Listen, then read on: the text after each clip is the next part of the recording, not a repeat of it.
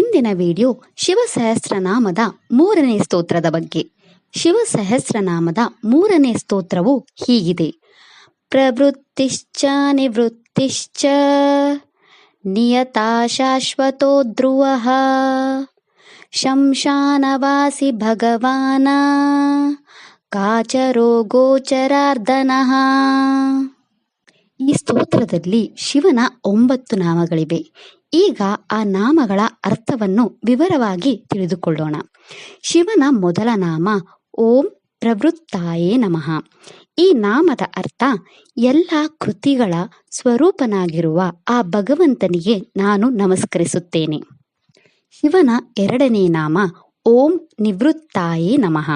ಈ ನಾಮದ ಅರ್ಥ ಎಲ್ಲ ಯಾಗಗಳ ರೂಪವಾಗಿರುವ ಆ ಭಗವಂತನಿಗೆ ನಾನು ನಮಸ್ಕರಿಸುತ್ತೇನೆ. ಶಿವನ 3ನೇ ನಾಮ ಓಂ ನಿಯತಾಯ ನಮಃ. ಈ ನಾಮದ ಅರ್ಥ ತನ್ನ ಎಲ್ಲ ಇಂದ್ರಿಯಗಳನ್ನು ಗೆದ್ದ ಆ ಭಗವಂತನಿಗೆ ನಾನು ನಮಸ್ಕರಿಸುತ್ತೇನೆ. ಶಿವನ 4ನೇ ನಾಮ ಓಂ ಶಾಶ್ವತಾಯ ನಮಃ. ಈ ನಾಮದ ಅರ್ಥ ಯಾವಾಗಲೂ ಶಾಶ್ವತವಾಗಿರುವ ಆ ಭಗವಂತನಿಗೆ ನಾನು ನಮಸ್ಕರಿಸುತ್ತೇನೆ.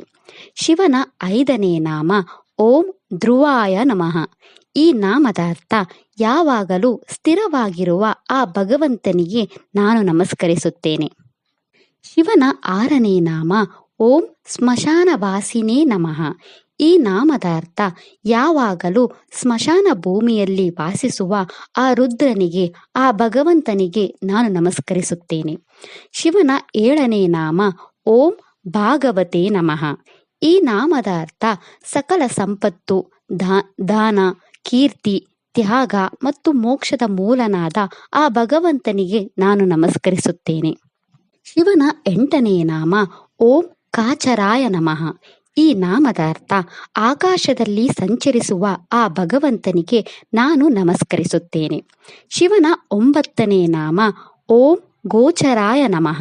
ಈ ನಾಮದ ಅರ್ಥ ನಮ್ಮ ಇಂದ್ರಿಯಗಳಿಂದ ಮಾತ್ರ ಅನುಭವಿಸಬಹುದಾದ ಆ ಭಗವಂತನಿಗೆ ನಾನು ನಮಸ್ಕರಿಸುತ್ತೇನೆ. ಇದಿಷ್ಟು ಶಿವಸಹಸ್ರನಾಮದ 3ನೇ ಸ್ತೋತ್ರದ ಬಗ್ಗೆ. ನಾಳೆಯ ವಿಡಿಯೋದಲ್ಲಿ ಶಿವಸಹಸ್ರನಾಮದ 4ನೇ ಸ್ತೋತ್ರದ ಬಗ್ಗೆ ತಿಳಿಯೋಣ. ಓಂ ನಮಃ ಶಿವಾಯ. ಈ ವಿಡಿಯೋ ಇಷ್ಟ ಆದರೆ ಲೈಕ್ ಮಾಡಿ, ಶೇರ್ ಮಾಡಿ ಮತ್ತು ಚಾನೆಲ್ ಸಪೋರ್ಟ್ ಮಾಡೋಕೆ ಸಬ್ಸ್ಕ್ರೈಬ್ ಮಾಡಿ. ಧನ್ಯವಾದಗಳು.